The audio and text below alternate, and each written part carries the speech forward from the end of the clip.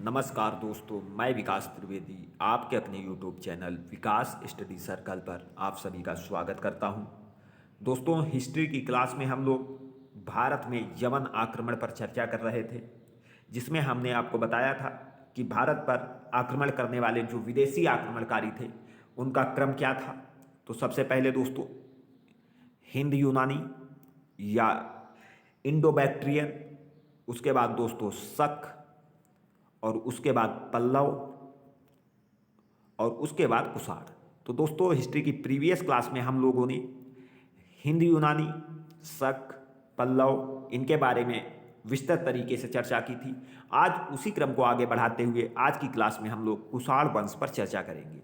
दोस्तों आप सभी जानते हैं कि कुषाण वंश हमारे सभी एग्जाम की दृष्टि से बहुत ही महत्वपूर्ण है और इससे सभी एग्जाम में प्रश्न पूछे जाते हैं। तो दोस्तों वीडियो के साथ अंत तक बने रहिएगा और वीडियो को ज़्यादा से ज़्यादा लाइक करें, शेयर करें और चैनल को सब्सक्राइब जरूर करें। दोस्तों शुरू करते हैं आज का अपना टॉपिक कुषाण वंश।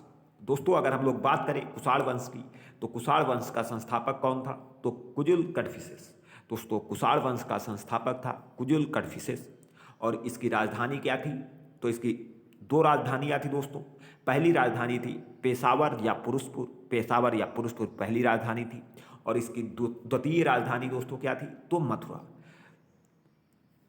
दोस्तों कुषाण वंश की राजधानी थी पेशावर या पुरुषपुर और इसकी दूसरी राजधानी थी मथुरा। उसके बाद दोस्तों कुषाण कौन थे?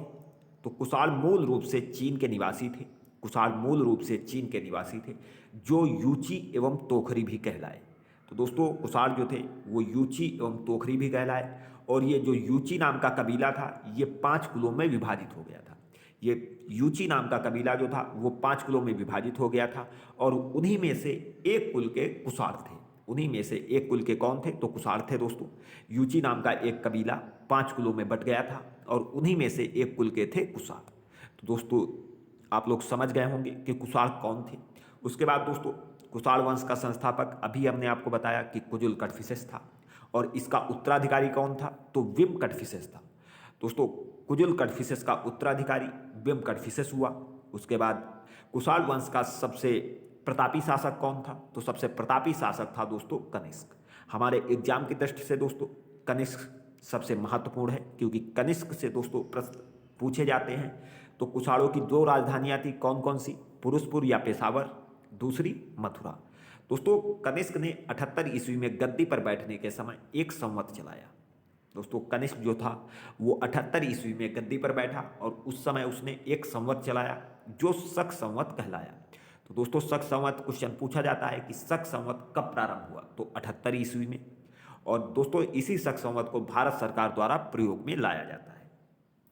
दोस्तों जब हम लोग पढ़ रहे थे शक के बारे में तब हमने आपको बताया था कि शकों को दोस्तों एक उज्जैन के स्थानीय शासक थे उसने पराजित किया और शकों को पराजित करने के बाद उसने विक्रमादित्य की उपाधि ली और तब उसने एक संवत चलाया था विक्रम संवत। दोस्तों ये विक्रम संवत किस सन में चलाया था उसने? तो 58 ईस्वी में। 58 ईस्वी में दोस्तों विक्रम संवत चलाया था उज्जैन के स्थानीय शासक ने, जिसने शकों को पराजित किया था या शकों को बाहर खदेड़ा था भारत से। तो उसी में उसने 58 ईस्वी में विक्रम संवत चलाया था और कनिष्क जब गद्दी पर बैठा तब उसने 78 ईस्वी में शक संवत चलाया था।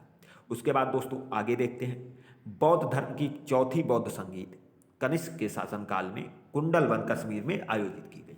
दोस्तों बौद्ध धर्म की जो चौथी बौद्ध संगीत थी वो कनिष्क के शासनकाल में कुंडलवन कश्मीर में आयोजित की गई और इसकी अध्यक्षता किसने की थी? तो चतुर्थ बौद्ध संगीत की अध्यक्षता की थी वसुमित्र ने।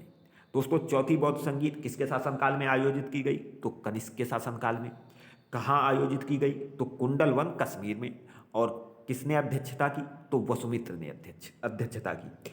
दोस्तों जब हम लोग हर्यक वंश के बारे में पढ़ रहे थे तब हमने आपको बताया था कि बौद्ध धर्म की पहली बौद्ध संगीत कब आयोजित की गई थी? तो 483 ईसा पूर्व में दोस्तों पहली बौद्ध संगीत आयोजित की गई थी। किसके शासनकाल में आयोजित की गई थी? तो दोस्तों हर्यक वंश का एक शासक था अजातशत्रु। अजातशत्रु के शासनकाल में प्रथम बौद्ध संगीत का आयोजन किया गया और कहाँ पर किया गया था? तो राजगृह में। राजगृह में किया गया था और प्रथम बौद्ध संगीत की अध्यक्षता किसने की थी?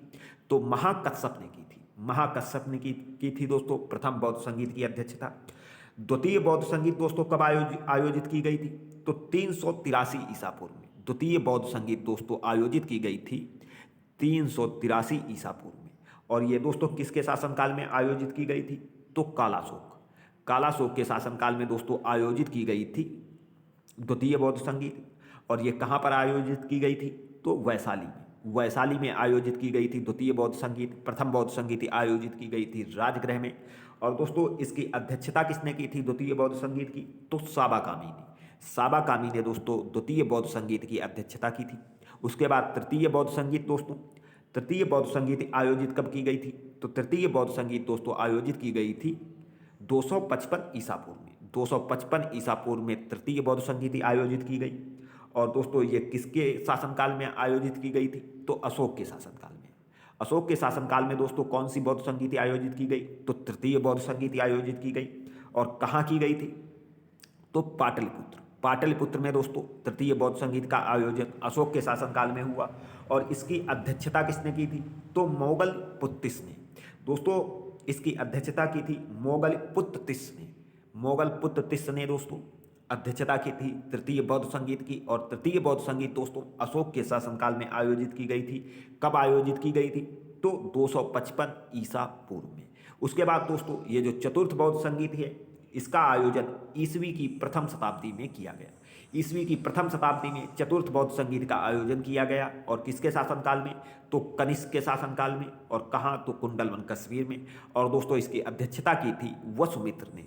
इसमें दोस्तों चतुर्थ बौद्ध संगीत में एक चीज़ याद रखना कि इसके उपाध्यक्ष कौन थे? तो इस संगीत के उपाध्यक्ष थे अश्वघोष। दोस्तों चतुर्थ बौद्ध संगीत में उपाध्यक्ष थे अश्वघोष। उसके बाद आगे देखते हैं दोस्तों, आगे इस बौद्ध संगीत के उपाध्यक्ष कौन थे? तो अश्वघोष थे। और इसी बौद्ध संगीत के बाद बौद्ध धर्म दो संप्रदायों में विभाजित हो गया। दोस्तों बौद्ध धर्म चतुर्थ बौद्ध संगीत के बाद दो संप्रदायों में विभाजित हो गया। कौन कौन सी? तो हीनयान और महायान। दोस्तों चतुर्थ बौद्ध संगीत के बाद बौद्ध धर्म जो था वो दो संप्रदायों में विभाजित हो गया, हीनयान और महायान। दोस्तों कनिष्क बौद्ध धर्म की महायान शाखा का अनुयायी था। मोस्ट इंपॉर्टेंट है दोस्तों कि कनिष्क बौद्ध धर्म की किस शाखा का अनुयायी था? तो महायान शाखा का अनुयायी था कनिष्क। कनिष्क का राजवैद्य आयुर्वेद का विख्यात विद्वान चरक था। याद रखना दोस्तों कि कनिष्क का राजवैद्य कौन था? तो चरक था, जिसने चरक संहिता की रचना की है। दोस्तों चरक ने चरक संहिता की रचना की है। उसके बाद आगे देखते हैं दोस्तों, कनिष्क के राजकवि अश्वघोष। दोस्तों अश्वघोष ने ही चतुर्थ बौद्ध संगीत के उपाध्यक्ष थे ये। और कनिष्क के राजकवि थे अश्वघोष। इन्होंने बौद्धों के रामायण बुद्ध चरित की रचना की है। बौद्धों के रामायण बुद्ध चरित की रचना किसने की है? तो अश्वघोष ने की है। दोस्तों बहुत अच्छे प्रश्न हैं और सभी हमारे एग्जाम की दृष्टि से बहुत ही महत्वपूर्ण है, तो वीडियो के साथ अंत तक जरूर बने रहिएगा। उसके बाद आगे देखते हैं दोस्तों, महाविभास सूत्र के रचनाकार वसुमित्र हैं। जो दोस्तों चतुर्थ बौद्ध संगीत के अध्यक्ष थे वो महाविभास सूत्र के रचनाकार वसुमित्र हैं। और अश्वघोष ने दोस्तों बौद्धों की रामायण बुद्ध चरित की रचना की है। और दोस्तों ये जो महाविभास सूत्र है इसे ही बौद्ध धर्म का विश्वकोश कहा जाता है। तो दोस्तों जिसने अध्यक्षता की थी चतुर्थ बौद्ध संगीत की, उसने महाविभास सूत्र की रचना की। और इसे ही दोस्तों बौद्ध धर्म का विश्वकोश कहा जाता है, महाविभास सूत्र को। और बौद्धों की रामायण के नाम से किसे जाना जाता है? तो बुद्ध चरित को। उसके बाद आगे देखते हैं दोस्तों, भारत का आइंस्टीन नागार्जुन को कहा जाता है। भारत का आइंस्टीन किसे कहा जाता है? तो नागार्जुन को कहा जाता है। और नागार्जुन की दोस्तों पुस्तक का क्या नाम है? तो माध्यमिक सूत्र है दोस्तों नागार्जुन की पुस्तक का नाम, जिसमें इन्होंने सापेक्षता का सिद्धांत दिया है। नागार्जुन ने दोस्तों माध्यमिक सूत्र में सापेक्षता का सिद्धांत दिया है। और ये दोस्तों नागार्जुन थे वो कनिष्क के दरबार में रहते थे। उसके बाद आगे देखते हैं दोस्तों, गांधार शैली एवं मथुरा शैली का विकास किसके शासनकाल में हुआ? तो कनिष्क के शासनकाल में हुआ। गांधार शैली एवं मथुरा शैली का विकास कनिष्क के शासनकाल में हुआ। भारत के इतिहास में कनिष्क एकमात्र ऐसा शासक था जिसने बौद्ध धर्म को राजधर्म घोषित किया। दोस्तों याद रखना इंपॉर्टेंट है कि भारत के इतिहास में कनिष्क एकमात्र ऐसा शासक था जिसने बौद्ध धर्म को राजधर्म घोषित किया था। उसके बाद आगे देखते हैं, कनिष्क ने रोमन सम्राट की उपाधि सीजर धारण की। दोस्तों कनिष्क ने कौन सी उपाधि धारण की? तो सीजर। ये दोस्तों रोमन सम्राट की उपाधि थी सीजर, उसको धारण किया कनिष्क ने। और कनिष्क की मृत्यु दोस्तों 102 ईस्वी में हो गई। और कुषाण वंश का अंतिम शासक कौन था? तो वासुदेव। दोस्तों कुषाण वंश का अंतिम शासक था वासुदेव। बहुत ज़्यादा एग्जाम में पूछा जाता है कि कुषाण वंश का संस्थापक कौन था? तो कजुल कड़फिसेस था। और इसका अंतिम शासक कौन था? तो वासुदेव था। दोस्तों कुषाणों ने सर्वाधिक सोने के सिक्के जारी किए। कुषाणों ने सर्वाधिक सोने के सिक्के जारी किए। उसके बाद आगे देखते हैं, कुषाण राजा देवपुत्र कहलाते थे। कुषाण राजा जो थे वो देवपुत्र कहलाते थे। और यह उपाधि कुषाणों ने चीनियों से ली थी। कुषाण राजा जो थे वो अपने आप को देवपुत्र कहलाते थे। और ये उपाधि उन्होंने कहाँ से ली थी? तो चीनियों से ली थी दोस्तों ये उपाधि। तो दोस्तों उम्मीद करता हूँ ये था हमारा कुषाण वंश। उम्मीद करता हूँ कि ये क्लास आपको अच्छी लगी होगी। अगर दोस्तों आपको ये क्लास अच्छी लगी है तो वीडियो को ज़्यादा से ज़्यादा लाइक करें, शेयर करें और चैनल को सब्सक्राइब जरूर करें दोस्तों। मिलते हैं अगली क्लास में, तब तक के लिए धन्यवाद। जय हिंद।